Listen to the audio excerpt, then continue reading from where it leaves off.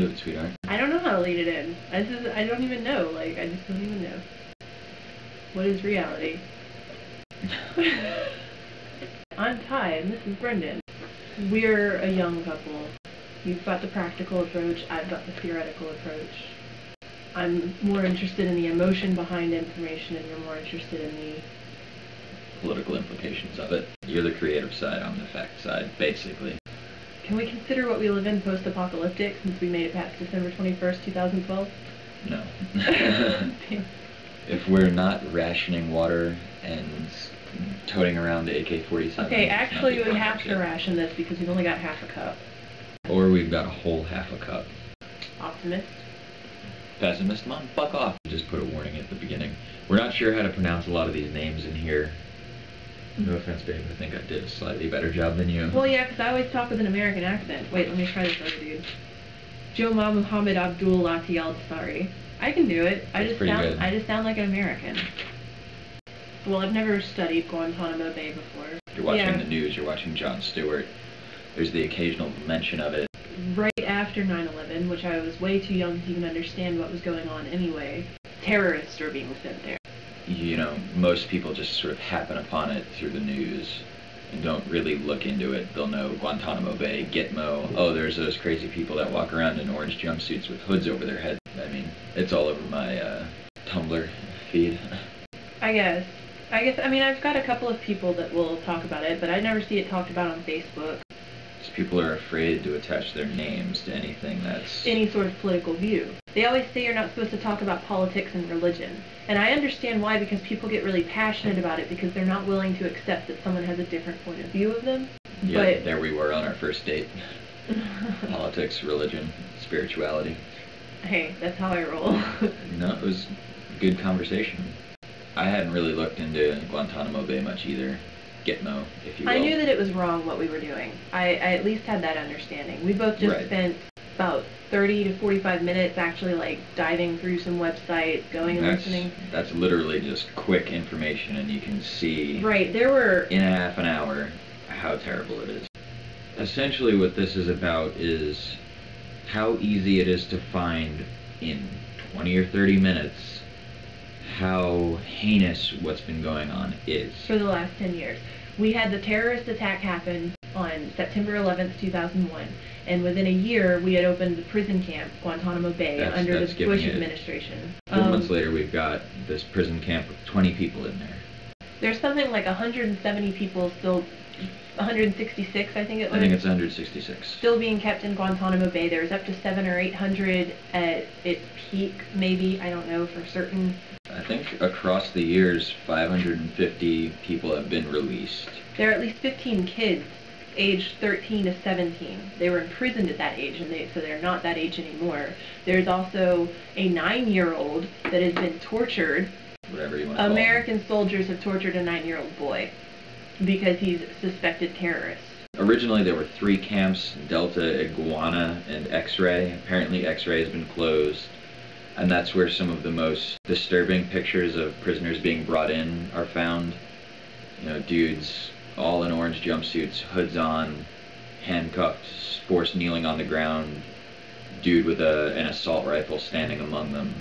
But when it was opened, the Bush administration, I don't know who said it, I think it was probably just a general consensus among them, decided that those detained at Guantanamo Bay were not entitled to Geneva Convention protections. The Geneva Convention essentially was a meeting following World War II. In general consensus, it was a response to the Holocaust. And basically it outlined the different treatment for people under certain conditions. There was declared international war, international armed conflict, armed conflicts that were not international in nature. So it's basically like defining what is and isn't allowed in wars. It was basically defined what war crimes were. So when Guantanamo Bay started, none of the prisoners had any protections. In the case of Hamdan versus Rumsfeld, that was in 2006, the Supreme Court decided that detainees were entitled to protections under Common Article 3 of the Geneva Convention, which basically protects people who are rebel forces, essentially. And the only thing that Common Article 3 demands of any nation that has signed the Geneva Convention, which include the United States, Afghanistan, Iran, Iraq, Yemen, any country that we're currently, bombing. At war with. It signed the Geneva Convention, so they are protected by it. Common Article 3 basically says, in a nutshell, that any prisoners, any combatants, anyone involved in any of this conflict has the right to humane treatment, which includes no assault on physical health or human dignity. Which is not what's going on at Guantanamo Bay. They're parading people around naked. They're making them masturbate in front of people. They're rape cases. They're pictures of people being raped. Soldiers would squat over the Quran and act like they were shitting on it. They won't allow people to pray or practice their religion. He had cigarette marks on his body. They just extinguished cigarettes. He was peed on by the soldiers, and he was forced to walk on barbed wire. He was reportedly psychologically disturbed. They had exposed him to sleep deprivation. They wouldn't turn the lights out so he couldn't sleep. He was having seizures. He was too scared to ask for medical help because he didn't trust the medical help he would receive. In 2005, Guantanamo Bay went on hunger strikes. The prisoners would not eat because they were being fed rotten food and the water was yellow. They weren't being given proper medical attention. They weren't being allowed to pray. Well, okay, in the case of Al-Qahtani, there are logs, they're torture logs. He was tortured throughout 2002 for 49 days, 20 hours a day. His torture included things like you were saying, desecration of the Quran, not able to pray, extreme temperatures, both hot and cold, sleep deprivation, music torture. Which means they just play really loud, aggressive music constantly. Which is disturbing for me, because I love music. So the thought of something that's meant to bring people together being used as a weapon is heinous. The same for religion, using his religion against him by denying him the right to practice. Well, the part that I find the most disturbing is forcing them to masturbate in front of opposite gender soldiers. Right. That's shaming them. And then the Abu Ghraib thing, they had 5 to 7 male detainees all stripped naked, forced to make a human pyramid with each other, and there's a fucking lady soldier and dude soldier behind, thumbs upping, they're fucking proud of themselves. Mohammed Al-Qahtani. So a Department of Defense criminal investigation task force went in. Their claim was that the methods were considered acceptable but too aggressive, though they also stated that what he was experiencing was legally considered torture. I think the big thing here is twisting it to look favorable to us, or favorable that we're torturing these people. They're trying to spin it so American citizens are happy that Guantanamo Bay is open. And going through YouTube, looking at those comments, that's the one video. There was the one video where the guy was trying to get raised awareness for Shakir Amir, and there was a second video underneath it where some fucking dude was bitching about the detainees are getting a $750,000 soccer court, which, okay, that sounds a little silly to me to have, but again, think about our prison systems, That's considered humane treatment. You are entitled to proper nutrition, proper exercise, proper right to worship. You're allowed intellectual and physical stimulation. And the guy's bitching about the $750,000 soccer court, but we're sending, I don't know exactly how much we're sending out in military costs every day, but the most recent figure I've seen was just for Israel, and we're sending them $8 million a day. So I think a $750,000 soccer court for people that we're psychologically torturing constantly is pretty acceptable. Fair. What I've got a big problem with is that there's only been one prison sentence in relation to Guantanamo Bay so far, and that was for, I don't know how to say this dude's last name, John Kiriakou? Probably Kiriakou. He's just some American government dude. He's not he's tied to the military in certain ways because he was there at Guantanamo Bay witnessing the torture, and that's what he did. He came out and he was the whistleblower. I think he was the guy that came out about the waterboarding, which if you don't know what waterboarding is, it's they tie you down to a table and put a black bag over your face and pour water on your face, and it simulates the experience of drowning. And if you've never seen, what is his name? Christopher Hitchens. He writes for some magazine that's cutting edge rock and roll, something like that. I don't know. He's a funny atheist guy, and he does all sorts of debates about atheism and stuff, but he decided to undergo waterboarding and he had proper in a controlled in a controlled environment to prove that it is torture. So you should watch that video just to understand that waterboarding is torturing, and if you think it's not, if you think it's just advanced interrogation, you're sucking up everything the news tells you like a sponge. Well, I mean, to put it in perspective, I've got a quote from, I don't have the guy's name, he was in the UN, and UN was calling for the closing of Guantanamo Bay, and the quote is, "America's idea of what is torture does not appear to coincide with that of most civilized nations." That's pretty telling. That's the UN. There was a BBC World Service poll in 2006. 26 countries were interviewed. 69% of the people, the respondents, disapprove of the camp and the U.S. treatment of the prisoners. And I was on YouTube, and I typed in Guantanamo Bay vlog to see what people were saying about it, and there was 2 entries, and one entry was someone in Britain who was trying to get Shaker Omer, who's a big name as far as the prisoners go. He was detained for no reason, and he's been cleared of all the charges. He was in there in 2002 and is still there, and he's been cleared of all the charges, and British ministers have requested several times that America release him. I wouldn't be surprised if he was dead, and America hasn't released him because they don't want to admit that they've killed him unjustly. I'm not saying I want him to be dead or anything, but why else wouldn't he have been released with British politicians asking for his release? Right, and then you've got this guy, I'm not entirely sure how to say his name, but it looks to be Abid al-Rashim al-Nashir. His original charges were dropped in 2009. He was not released. In 2011, all of the charges were reinstated, and his lawyer has said al-Nashiri is unlikely to be freed even if he is found not guilty. Basically... Mom! The cat's going a little crazy. He is basically asserting that the trials that are happening now are all for show. It's a way to convince the American people and the world that what's being done at Guantanamo Bay has quote-unquote improved. So that's where it all gets fishy, is, you know, the Geneva Convention, they consider grave breaches of the Geneva Convention as anything that is torture or inhumane treatment, willful causing of suffering or injury, and willful deprivation of a trial. Which is exactly what we're doing. All 3 of those things occur. Now, the justification under the Bush administration, and to a degree the Obama administration as well, is that these people are, quote, unlawful combatants. Now, the Geneva Convention defines that as any civilian engaging in combat. Now, the question comes up, how do you define a civilian engaging in combat? Is it just because they're not wearing a uniform? Is it that they're fighting under a certain banner? Because these guys are. Well, you could argue that a dude out plowing his field is a civilian combatant because he has a hoe in his hand.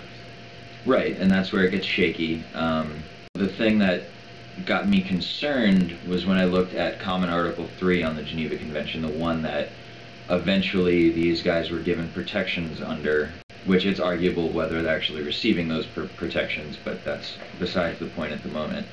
It covers rebel factions. Now, how do you define a rebel faction? Do they have to have a flag that they're fighting under? Does it, would they have considered the Confederacy during the Civil War a rebel faction that deserved protection?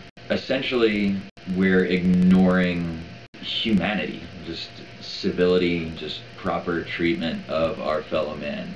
Doesn't matter, in my opinion, if these guys are soldiers that are fighting back against American soldiers. It doesn't matter because, it's just the right thing to do to treat them right. Even if they are Al-Qaeda terrorists or whatever, specifically looking at Al Ghraib and just the way that our soldiers are treating these detainees. Our soldiers could just as easily be taken prisoner and put into prison camps by Al-Qaeda. And under this whole Geneva Convention thing, we're asking for fairness. Like, when you take us prisoner, don't torture us. You've already got us prisoner. It's at that point, it's just cruel and inhumane. And so for our soldiers to shit all over the Geneva Convention and dehumanize these people and shame them like this, how can they not expect to be treated the same way when they're taken prisoner? Right, and then a lot of that is, you look at you look at advertisements for the military in America. It's like a video game. So our soldiers are sent over there thinking somehow they're invincible because they're the most badass army in the world.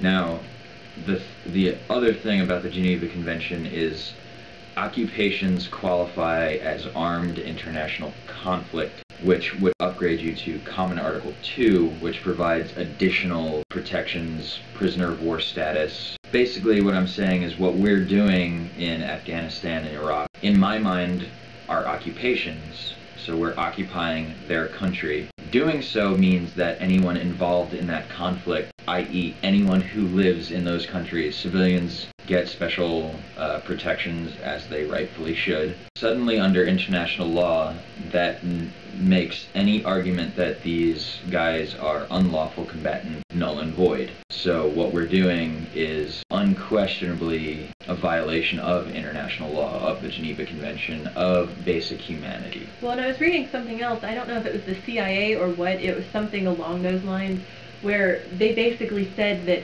what we're doing in Guantanamo Bay is not about keeping dangerous people locked up, it's about gathering intelligence. So it's purely taking people that we think have connections to Al-Qaeda or whatever we want to say they're part of, and keeping them there for years, psychologically tormenting them and trying to get confessions out of them. It's not about keeping dangerous people off the street, it's about trying to get as much information as we can. Meanwhile, our courts and international courts and anyone with a brain knows that torture does not yield reliable information. Because you will say anything to make it stop. You're mentioning the CIA actually brings up, I looked into our Secretary of Defense, Robert Gates. He has a quote where he says that Guantanamo Bay, this is not a direct quote, it's just a quick summary, Gitmo is unlikely to be closed because there is stiff opposition in Congress. Now, the thing that bothers me about him is if you know anything about the Iran-Contra scandal, happened back in the 80s, there were several Americans taken hostage over in Iran. Contras were a rebel faction in Nicaragua. The American prisoners were held in Iran. This was under Reagan's administration. Robert Gates was a high-level CIA member. During the scandal, basically Americans were using Israel as essentially a laundering service to get guns to Iran, where their contact assured them that trading these guns to them would get the prisoners released. That's illegal. So we had American people being held prisoner, and we traded them guns for the release of the prisoners. Right, which under international law is illegal. Doubly so at that time because Iran was under an arms embargo. They were not allowed to get any guns imported to them. And now we're trying to attack Iran. Same for shit whatever reason we've got, because Iran's got nuclear arms or whatever. Same shit that happened in Afghanistan. But we armed them. Now the thing that bothers me is Robert Gates was tied up in this big scandal and is currently our Secretary of Defense, and we are currently threatening to invade Iran. Over their weapons. So he arms them and then threatens to attack them. I mean, of course, 30 years later, but it's because everyone's forgotten by now. Damn near everyone. A lot of us weren't born for it. So now you've got this guy who has a history of some shady dealings, basically suggesting that Congress won't shut down Gitmo, which just, it's disturbing to look at. Well, then we've got to look at the whole Obama thing. I remember when he was running for president the first time, that was one of his big running promises. I will shut down Guantanamo Bay immediately. And he gets into office and he starts to go into it. And if I'm not mistaken, that's one of the mentions he got when he won the fucking Nobel Peace Prize, was that he's trying to make everything peaceful, but he's not really doing shit. So let's just give him a Nobel Peace Prize because he likes peace. He talks about peace a lot, and that's cool. Yeah, so did the hippies in the 60s. And they got shit all over for it. But 70s, whatever it was. Okay, so Obama's telling us all that he's going to shut down Guantanamo Bay. He gets in there and then doesn't shut it down. And about a year into his first term, he basically says something along the lines of, we'll get to it, but there's a lot going on, so we can't get to it right now. And then it just gets brushed under the rug and forgotten about. And it's not being talked about at all anymore. There are quotes from members of Congress saying the same thing. Bigger fish to fry, quote unquote. They didn't close the camp down after the first year when Obama says they can't shut it down because they don't have enough paperwork on the prisoners there to figure out why they're there in the first place. So since they're lacking the paperwork for why they have the prisoners, they can't shut it down Why? Because they don't want to admit that they don't know why some of those people are there.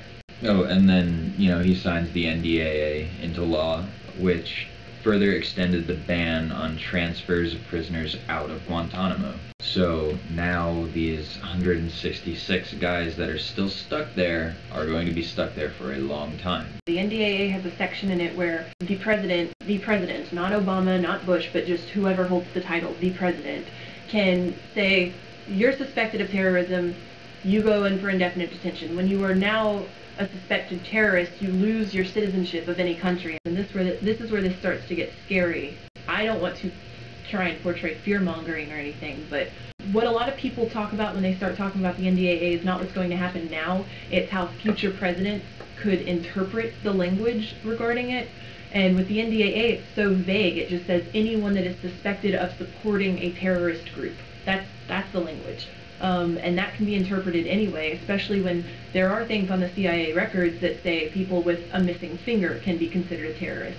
If you have more than 7 days worth of food in your house, you can be considered a terrorist. If you've had any relations with anyone who's possibly thought to be a terrorist, you could be considered a terrorist too. Which, it's extra disturbing when you look back. There was a case, Hamdi versus Rumsfeld. I know, very similar to the one I mentioned earlier. This one happened in October of 2004. This was a case involving a U.S. citizen this time, and the Supreme Court decided that you cannot detain anyone without due process of law. What does the NDAA do? It means you can be detained without due process of law. You don't need to be accused of anything or charged with anything. You can just be locked up. Until the war on terror is over, which I was just watching a Jon Stewart clip, and it's just like, how do you end the war on terror? Terror is a concept. But it's still going on 10 years later. We've already killed Osama bin Laden, supposedly. We've got the death pictures of him and everything, and we're occupying all sorts of countries now. There's shit going on in Yemen, Pakistan. Oh yeah, by the way, Yemen signed the Geneva Convention, and the Geneva Convention says no attacking of civilians. And how many drone attacks have killed civilians? That's another thing, is we're all shitting our pants over Sandy Hook, and it's not that it's a terrible tragedy what happened in Sandy Hook. But we lost 26 people at that, and Obama keeps the death of children is terrible, blah blah blah. He's just going on how horrible it is that children died and da da da da.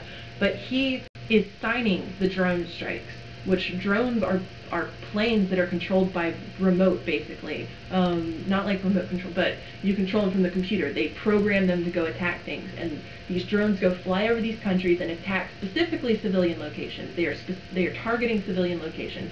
And they do the double tap method, which if you also a war crime. Yes, and if you play the video games, you know exactly what that means. You go in, you strike it with the plane, and it's just like a shattering of bullets and explosion, so you get as much as you can. You wait a little bit, and that means 15, 20 minutes, whatever, for people to come out and start, trying to give medical care, trying to evacuate, and you come back in with the planes and you take out the helpers, you take out the and there's I just saw a list the other day. There's anywhere between 50 and 150 children we have killed in these countries. And I mean ages 3, 5, 7, 9, like tons of children that have been killed by Obama's orders, supported by American citizens. Basically, the issue is our children are no more valuable than other children. We need to accept that. Life is precious no matter what. Whether it's the cat sitting right there behind the camera, or people I know, people I've never met, people I never will meet, they all deserve humane treatment. When I'm just looking at it, like, I didn't really know much about it going into it a couple of hours ago when we started researching it. And from my understanding, we were torturing people in inhumane ways. That's what I knew before I went in there, because I'd seen the Abu Ghraib and pictures of it, and the soldier thumbs-upping all of the torture and putting collars around their neck and forcing them to act like dogs and like peeing on them. Like, that's just disgusting. Like, there is no call for that. That Guantanamo Bay, I'm not proud to be an American with that attached to the American name. And we look like shit to the world right now. The UN wants us to shut down Guantanamo Bay because we're not complying by war laws. And everyone in America wants to turn their head away from it because let's not talk about politics and terrorism, and they took down the towers.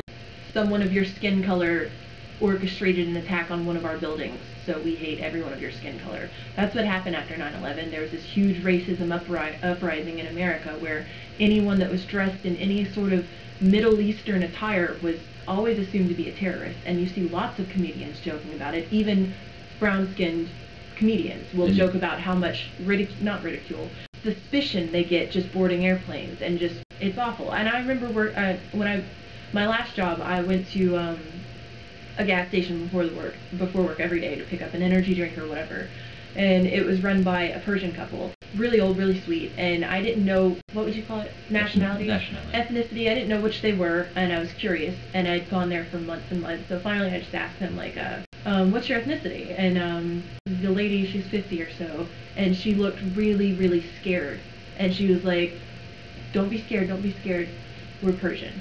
And it was because I was an American asking her, and it's probably because what if she had said Afghanistan or Afghani, or then I would have been like, oh, you're a terrorist. Like, that's how much shit she had already, like, dealt with. I mean, my personal example was when I was in college, I had a professor, Omid Safi. Really smart, loves the poet Rumi, probably to an unhealthy degree. But Rumi's pretty cool. that's his business. You know, he's written several books, loves Bob Dylan, loves Bob Marley. Most of his books mention the Bobs at some point.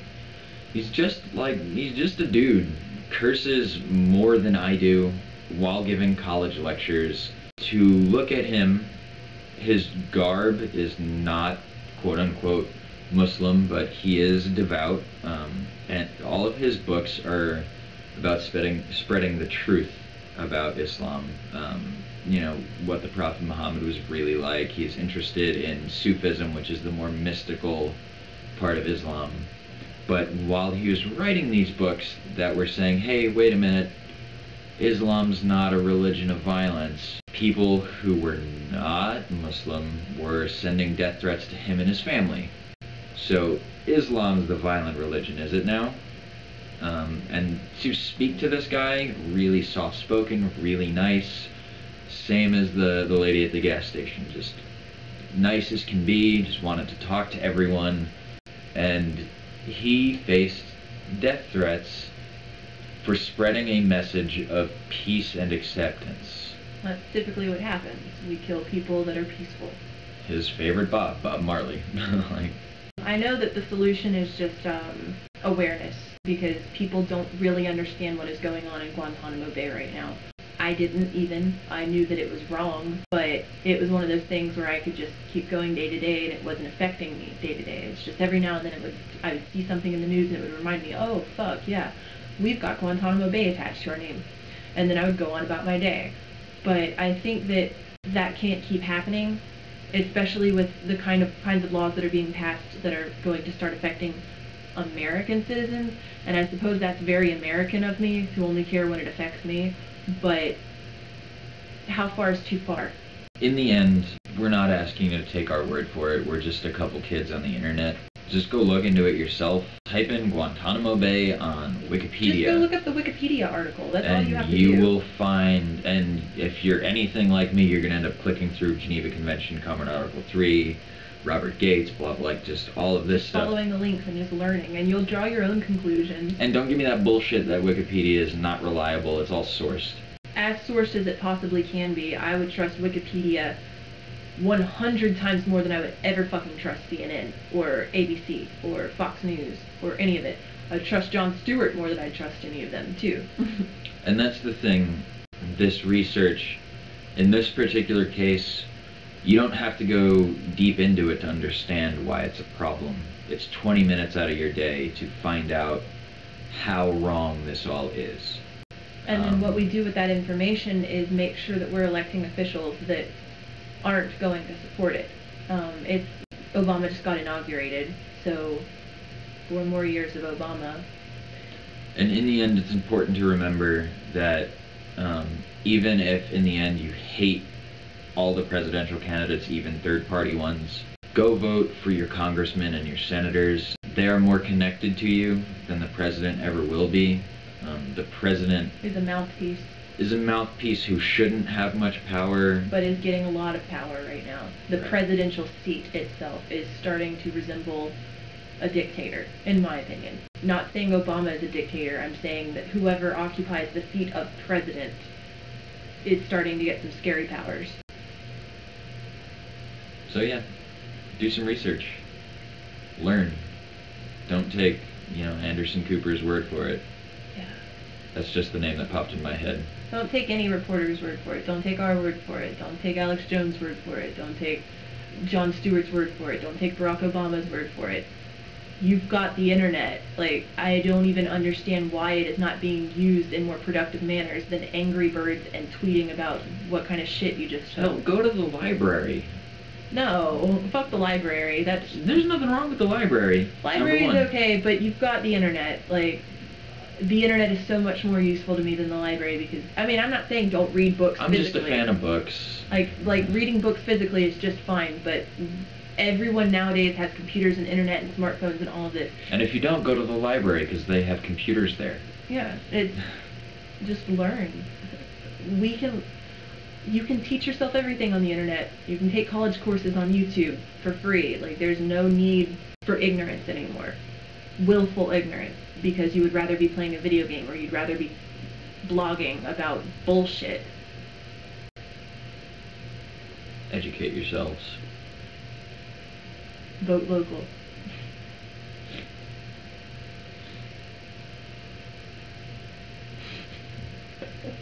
That's all I got. Okay, cool.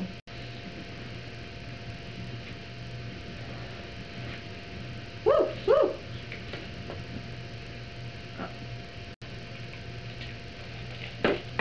Basically, I'm absolutely disgusted by Guantanamo Bay. Literally, like, I had the look of horror on my face the whole time I was reading it. I could feel how concerned my eyebrows felt. You probably, a few times over there, was like, yes, you just got so just like, are you fucking kidding me? That was Really? the Robert Grant thing, the Iran-Contra scandal.